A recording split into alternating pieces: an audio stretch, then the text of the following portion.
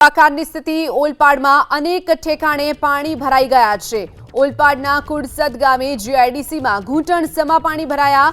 અંકુર shopping, Vinayak shopping સહિતના વિસ્તારોમાં પાણી ભરાઈ જવાની સમસ્યા, જેમાં રસ્તાઓ બેટમાં ફેરવાતા વાહન ચાલકો અટવાયા છે। સવારે નોકરી ધંધે જતા લોકો પણ અટવાયા। જે દ્રશ્યો આપ જોઈ રહ્યા છો, ભારે વરસાદ પડવાના કારણે ઓલપાડના અનેક રસ્તાઓ જળમગ્ન બન્યા છે।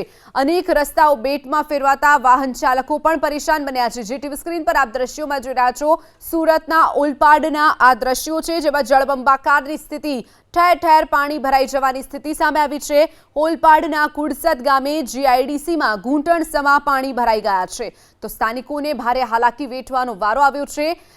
તો અનેક લોકોના વાહન પણ ખોટકાયા હોવાની પણ સમસ્યા સામે આવી છે। રસ્તાઓ બેટમાં ફેરવાતા વાહન ચાલકો અટવાયા હતા। Ankur shopping centre, Vinayak shopping centre સહિતના વિસ્તારોમાં પાણી ભરાઈ જવાની સમસ્યા, સવારે નોકરી ધંધે જતા લોકો પણ અટવાયા હતા। જે દ્રશ્યો આપ જોઈ રહ્યા છો, ઘૂંટણસમા પાણી ભરાઈ ગયા છે। માત્ર પહેલા જ વરસાદે જે પોલ છે તે ખોલી કાઢી છે પ્રશાસનની। જે દ્રશ્યો આપ જોઈ રહ્યા છો, ઠેર ઠેર જળમગ્ન બન્યા છે રસ્તાઓ।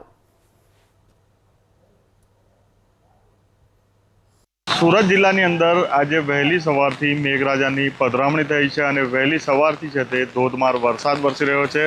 ઠેર ઠેર પાણી ભરાવાની પણ સમસ્યા સર્જાઈ છે। હાલ આપણે ઓલપાડ તાલુકાના કુડસદ જીઆઈડીસી વિસ્તારમાં છે દ્રશ્યોમાં જોઈ શકાય છે કે અંકુર શોપિંગ સેન્ટર ગલી છે અને અહીં છે તે શોપિંગ સેન્ટરો છે, તેમજ છે તે મોટી માત્રામાં છે તે ઔદ્યોગિક એકમો પણ આવેલા છે। જે આ ગલી જે છે તેની અંદર જવાના માર્ગ પર હાલ દ્રશ્યોમાં જે રીતે જોઈ શકાય છે કે પાણીનો ભરાવો થઈ ગયો છે। લગભગ 2-2, 2.5 ફૂટ છે તે પાણી આખા રસ્તા પર લગભગ 100 મીટર સુધી ભરાઈ ચૂક્યા છે અને લોકો છે તે ભારે હાલાકી ભોગવી રહ્યા છે। ઉપરાંત જે શોપિંગ સેન્ટરની દુકાનો દેખાઈ રહી છે તે તમામ શોપિંગ સેન્ટરોની દુકાનોના શટર સુધી પણ છે તે પાણી હાલ છે તે પહોંચી ગયા છે। ખાસ કરીને જે રીતે પ્રી મોન્સૂન કામગીરી કરવાની હોય છે, વરસાદ પહેલાં તમામ નદી નાળાઓ છે, ગટરો છે તે સાફ કરવાની હોય છે, પરંતુ તે કરવામાં નથી આવતી અથવા તો કરવામાં આવે છે તો માત્ર કાગળ ઉપર જ કરવામાં આવે છે અને જેને લઈને આ સમસ્યા સર્જાય છે। ખાસ કરીને કેમેરામેનને કહીશ કે દ્રશ્યો બતાવે જે રોડની સાથે આ કુદરતી પાણીનો નિકાલનો જે કાસ છે તે અને આ ફેક્ટરીનો રસ્તો છે, તમામ પાણી એક થઈ ચૂક્યા છે અને આ રાજ્ય ધોરીમાર્ગ કીમ માંડવી રાજ્ય ધોરીમાર્ગ છે અને તેના લગોલગ હાલ છે તે પાણી પહોંચી ચૂક્યા છે।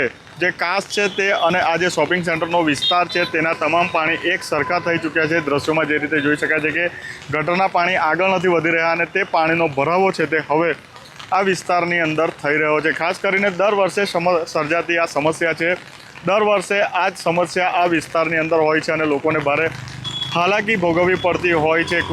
ગ્રામ પંચાયતો દ્વારા પ્રી મોન્સૂનની કામગીરી કરવામાં નથી આવતી અને જેને લઈને હાલાકી છે તે સ્થાનિકોને પડતી હોય છે। ખાસ કરીને 100 થી 150 જેટલી દુકાનો છે અને 100 થી 150 જેટલા ઔદ્યોગિક એકમો આ વિસ્તારની અંદર આવેલા છે। હાલ છે તે આ ઔદ્યોગિક એકમો જવા માટે લગભગ 1 થી 1.5 થી 2 ફૂટ જેટલા પાણી છે તેની અંદરથી પસાર થઈને હાલ છે તે કારીગરો, કામદારો જઈ રહ્યા છે। તો બીજી તરફ દ્રશ્યોમાં જે રીતે જોઈ શકાય છે કે કીમ માંડવી રોડને અડીને લગોલગ કુદરતી કાંસના જે પાણી છે તે પણ અડીને હાલ છે તે લગોલગ થઈ ગયા છે અને તમામ વિસ્તારની અંદર છે તે હાલ છે તે પાણીનો ભરાવો થઈ ગયો છે અને લોકો છે તે ભારે હાલાકીનો સામનો કરી રહ્યા છે। આ પહેલો જ વરસાદ છે અને તેની અંદર આ પરિસ્થિતિનું સર્જન છે તે આ વિસ્તારની અંદર થયું છે। ઇન્દ્રમલ શાહ, ABP